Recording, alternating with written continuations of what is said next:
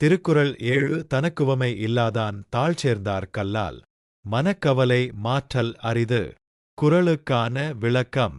தனக்கு நிகர் யாரும் இல்லாத ஒப்பற்ற இறைவனுடைய திருவடிகளைச் சார்ந்து வாழ்பவர்களைத் தவிர மற்றவர்களால் மனக்கவலையை போக்குவது என்பது மிகவும் கடினமான ஒன்றாகும். திருக்குறள் சார்பான சிறிய கதை. நிம்மதி எங்கே? ஒரு ஊரில் பிரதாபன் என்ற பெரும் செல்வந்தர் இருந்தார். அவரிடம் ஆள்பலம், பணபலம், ஆடம்பர மாளிகை என அனைத்தும் இருந்தது. ஆனால் அவர் மனதில் எப்போதும் ஏதோ ஒரு இனம்புரியாத பயமும் நிம்மதியின்மையும் மனக்கவலையும் குடிகொண்டிருந்தன. நாளை நம் சொத்து அழிந்துவிட்டால் என்ன செய்வது?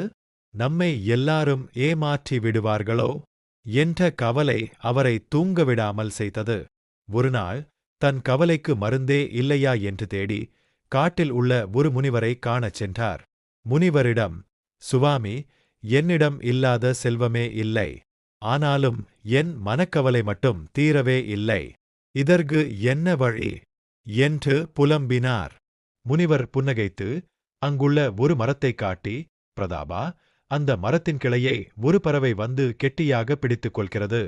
திடீரென பலத்த காற்று வீசி கிளை ஆடும்போது பறவை பயந்து நடுங்குகிறதா என்று கேட்டார்.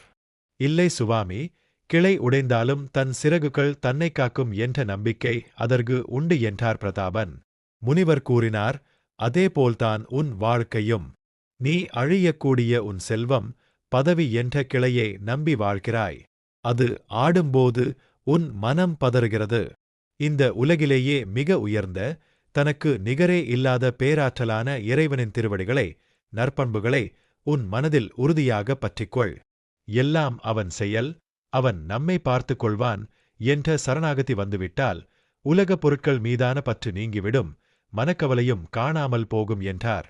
பிரதாபன் தன் தவறை உணர்ந்து பேராசையை விடுத்து இறை சிந்தனையோடு நிம்மதி அடைந்தார். திருக்குறளுக்கான நெறி.